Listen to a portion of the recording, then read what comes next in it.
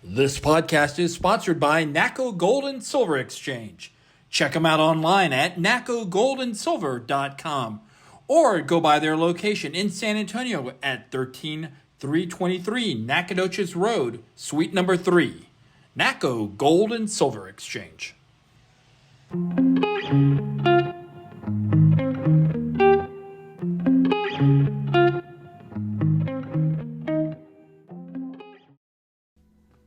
Hello, everybody. It's me, Trudy, and you're listening and watching the Trending with Trudy show. Here I am. That's me too back there with a little cocktail. Oh, maybe I shouldn't have one for this podcast. Hold on. All right. A little early. But today we do have a returning guest, Mr. Chase Hooker, who was really, really fun to talk to the last couple weeks when we had our last podcast. And he's back by popular demand, of course, because we had a lot of people that really enjoyed listening to your story and listening to everything that you had to bring to the table. Very encouraging, it's very inspiring of what you have done and what you do every single day. So again, let's please welcome Chase Hooker and tell me how your day's going. It's going pretty good. It's a beautiful day out right now. It started out a little cold still. I think we're getting out of that. Started off freezing. Let's just put it out there. But it's Texas, so we're going to be, 70, 75 It's a little bit 75, later, I think, today. Yeah, but they're saying to dress in layers today because it's going to be one of those, okay, it's 75 at 4 o'clock. Time to peel it off. Peel it off, yeah. But it's only like this for 5-7 days when it's freezing cold weather. It is. And iced over, schools closed, the grocery stores are wiped out for whatever crazy ass reason. I need bread. Toilet paper. And toilet paper. Oh my God. Yeah. No, it's like, really, people, calm down. It's going to be fine. We get this for 5 days. It's not a big deal. No, I know it's a little bit longer, but anyway. So yeah, it's going to be a great day and a great week. So anyway, so let's get into your story. And you are now going to be 9 years sober in March. Yes. Okay. So tell us more about your story and about how this all kind of transpired into you becoming sober. Well, thanks for having me here, and I'll kind of get it. I'll give you hopefully a high level. Won't go too deep on a few things, but we'll kind of get into it. I was a social drinker for over 25 years, mainly happy hour and just hanging out with friends, socializing, events, barbecue, football games, stuff like that. I was in the oil and gas industry, doing things, entertaining a lot of clients, and eventually, from the day-to-day happy hour things and stuff, kind of escalated into more of a drinking aspect, where it was like, then it goes into later in the evening and hanging out with friends, watching bands and music, and so every day was a drinking day. It didn't start out that way, but it escalated into that. Yeah. And then next thing you know, years afterwards, you're looking at it and you're drinking every day. Sometimes you're waking up in the morning and you're going to work hungover. You're thinking about hair of the dog. Hair of the dog. I need a drink. I need a Bloody Mary. Get sober again. So then it gets into a point where like becomes the norm. It becomes the norm, and then your body starts to crave it. It starts to become obsessed with it.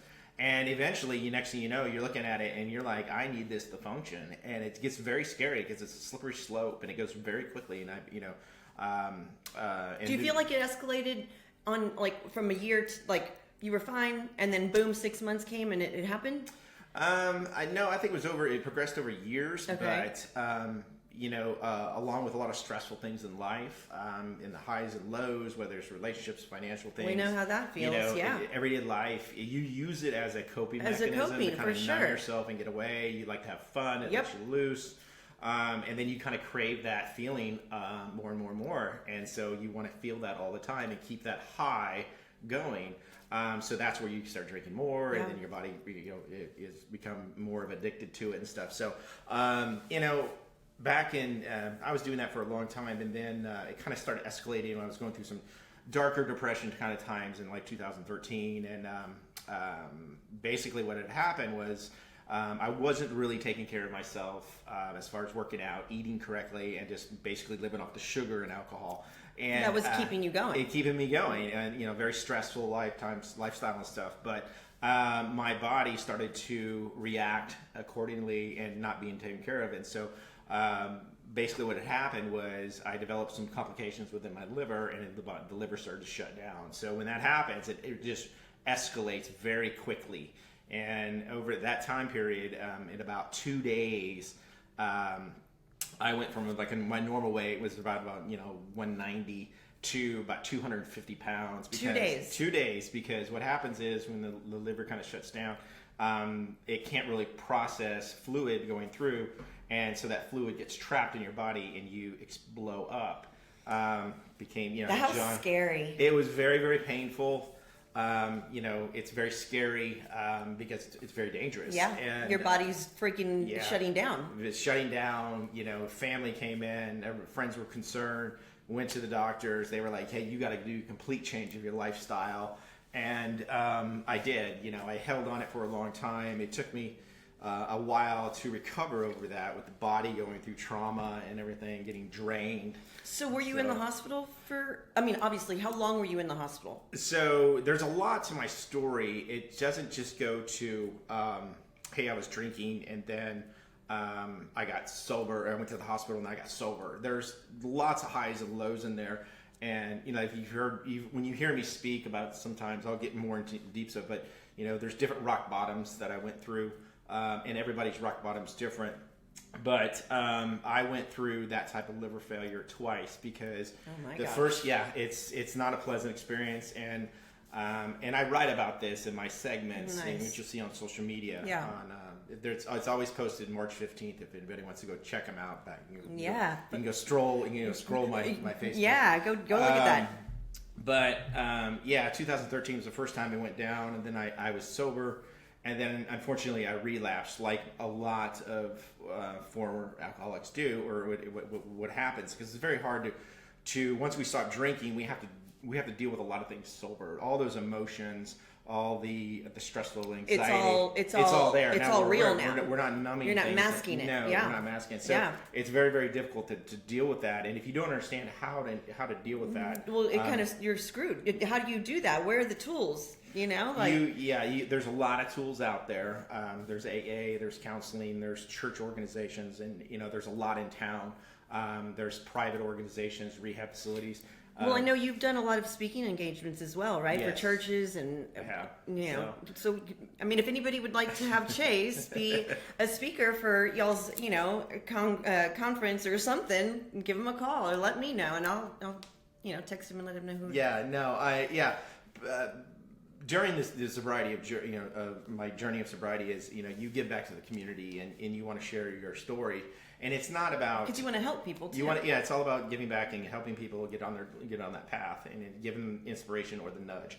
I can't get somebody sober, but I can give them an inspiration, right? And they have to do the work. I always say that to everybody. I say you got to put the work in to do it.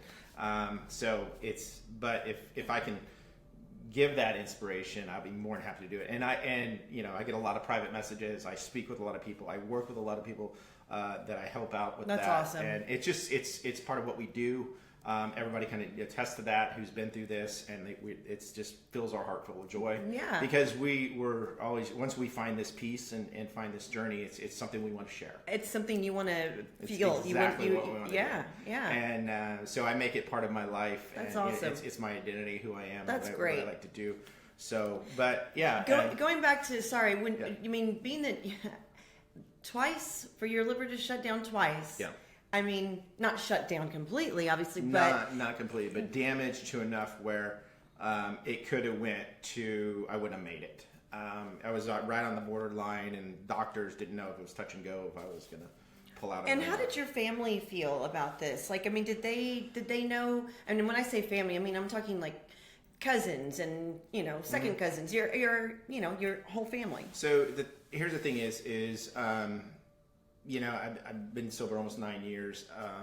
A lot of my immediate family knew, what I was going through. A lot of my close friends did, but there's a lot of friends and family and other colleagues and stuff that didn't know exactly what I was going through. So, I was always the fun person, the social person, family events. You still are. And, right? I would show up and everybody wants to hear the crazy stories. Where were you? What were you doing? I was in Europe. I was in South America doing this, blah, blah, blah, blah, blah, blah.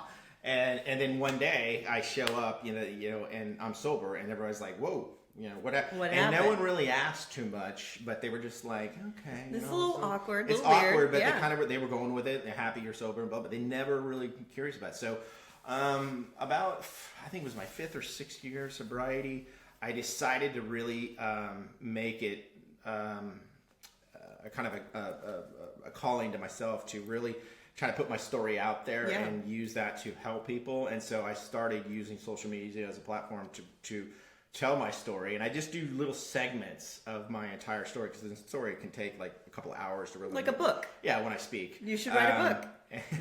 That's in the works. Okay. There's probably a podcast coming, other speaking Yeah. gigs.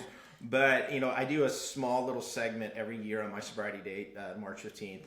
And people really inspire to it. They like it. I get a ton of, private messages. And that's what, it's not about saying, hey, I need affirmation, or my stories are really cool, I'm trying to one up it. It's about getting the message out of sobriety and, hey, if I can help some people.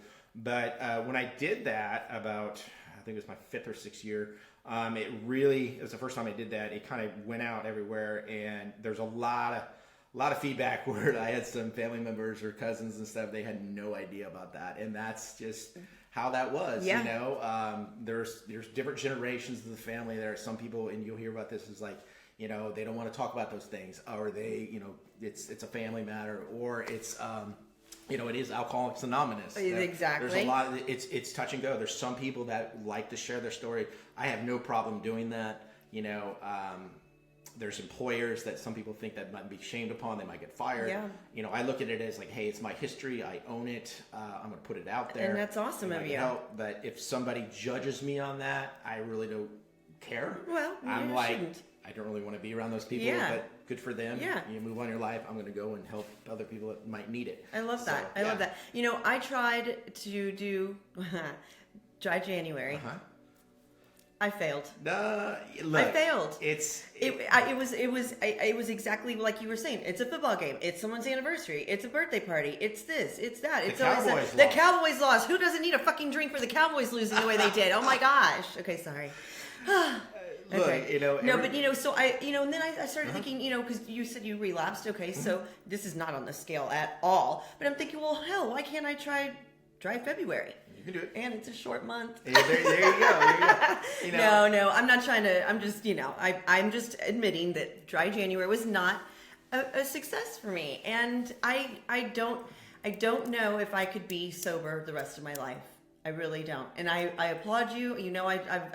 I've told you this many times, how encouraging you are and how inspiring you are, and you never look at us people drinking, people, all your friends, you hang out with us, you go on trips with us, you go, and you don't seem to be bothered whatsoever. No. Unless we, turn out to be like idiots at the end of the night. That I get annoyed with that, but no. So I'll speak a little bit on it. So, when I got sober, I realized that I had to embrace my sobriety, but I also had to embrace my being a person of like what I like to socialize. Yeah. And some people can do that, some people can't. And those people that can't do that, that's fine. You don't have to be social and sober or something. Whatever you want to do to stay sober, you do that. Right. I know people that like you said, I go and I socialize with you guys. I'm in bars and restaurants and I take trips and stuff like that. There are some people that can't go into bars. They'll get triggered around people that that drink and stuff. Gosh, that's got to be tough. And it's very tough for them. And I was speaking with somebody last week about that, and I was watching her, and she was struggling right there with me as we were watching the some of the Cowboy games and stuff. And I was like, hey, you want to get out of here? Let's go get some coffee. And she's like, no, I'm good. But, it's an everyday thing. So everybody's different. Yeah. I embraced it. I said it's a mental thing that I had to overcome. And now, I'm able to do that. I'm very, very thankful that I'm able to do that. But, like I told you about prior, when I got sober the first time and then relapsed, it's because I didn't understand everything I was dealing with. So it just, your whole, the section of your life was all falling apart, I should say. Yeah, it was. In all realms of it. It was. It was just a crazy whirlwind of what was going on. And that is typical, not let's say all the time with people that finally get to their rock bottom and go to their in their journey of sobriety. Sometimes it's different, but a lot of us hit it and we're just like there's just all different these factors going on and just like bam, and we're like we got to go. And I was the person that was kept pushing and pushing and pushing that edge of life. I wanted to see how far I could take it, and it was just a stupid mindset. I was reckless like you wouldn't believe, and I look at it but now and I say that was quite stupid of what I did in my life and how I hurt myself, how I hurt my family members. One of my main reasons why I got sober was the love of my parents. They got the news. They were just they were always with me hoping that I would get sober, but when I'm sitting there in the hospital and they got the doctors were telling them what's going on, and I saw the look on their face when that doctor said to them, he might not make it, and it just crushed me. And I said, that's it. And that's when I made the decision that you were never touching it again. Now I did that decision. As you can see, I got God there, so that means that he's watching. Yeah, me, he so is. I'm here for. I got a second chance. I'm here in life, so I better. Awesome. Better do. But when that happened, I made that decision right there I was going to fight it and I was going to get sober. But, that journey of sobriety started that day, and it's a lot of work. I'm not trying to scare anybody away because you can do it. But, the 10 days after that I spent in the hospital were just touch and go. And then when they released me, even though I was released, I wasn't healed. You were still having to work. Yeah, you're constantly still working on yourself every day. Yeah, it's when they say it's day by day, and that's true. That's how it is. We don't look at it as like, oh, I need to get to a year. I need to get to 5 years. By day. I need to get that every day. So I need to get it, by hour. I need to get it by minute. Like when you're going through, and this happens a lot with people, and I went through it too, was with those withdrawals.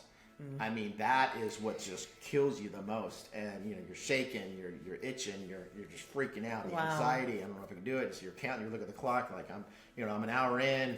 And were you still working? Were you still in the same career?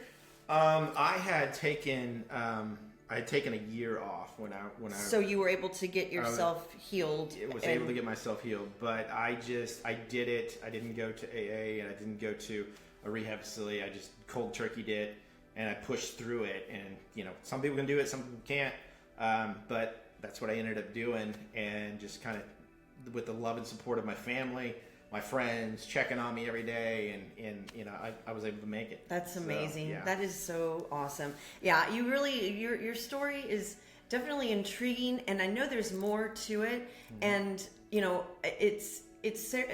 it's got to be hard dating in a sober world, also.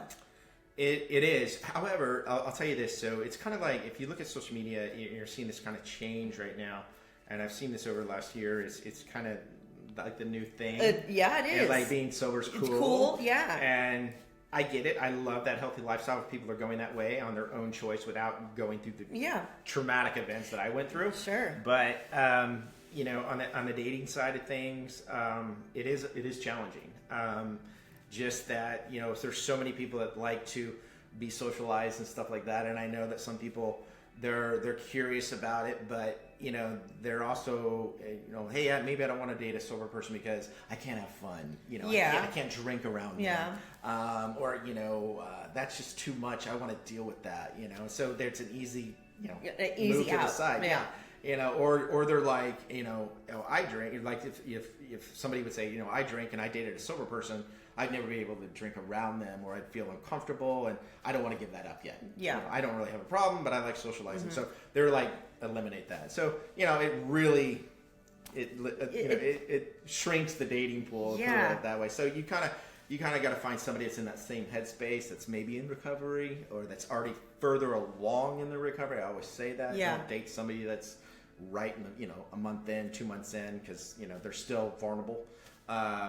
Maybe somebody that's into working out a lot, that's the healthy lifestyle. Yeah. I mean, I think it's got to be really difficult dating period to begin with. I mean, I don't know. Yeah. I've been married 20 years, so I don't know what it's my like. Age, so it's almost impossible. I know a lot of single people right now that say San Antonio doesn't have much to. I mean, they're not lying. They're both like, male and female. It's both things. Really? So I think because I have a lot of friends that are female friends that are trying to do the dating thing too, and they're just like, it's horrible, Really? especially on the dating apps. And like, some of my group friends, they'll compare notes, and we're like, what the hell? Have y'all ever like come across each other? Like, have you ever had people Of my like, friends? Of your friends, yeah. Yeah, a few, Yeah. yeah. You're like, oh. It's kind of funny. We laugh. Yeah. We go like, "Hey, you're on there." Whoa, whoa. So, Yeah, that's funny. That's funny. Yeah. Well, is there anything else you'd like to talk about? Any other stories you want to put out there? I mean, I have a ton of stories, but and like I said, it's not about trying to one up or something like that. No. They're highs and lows. Yeah. They're inspirational ones. Everybody likes good recovery stories and comeback stories.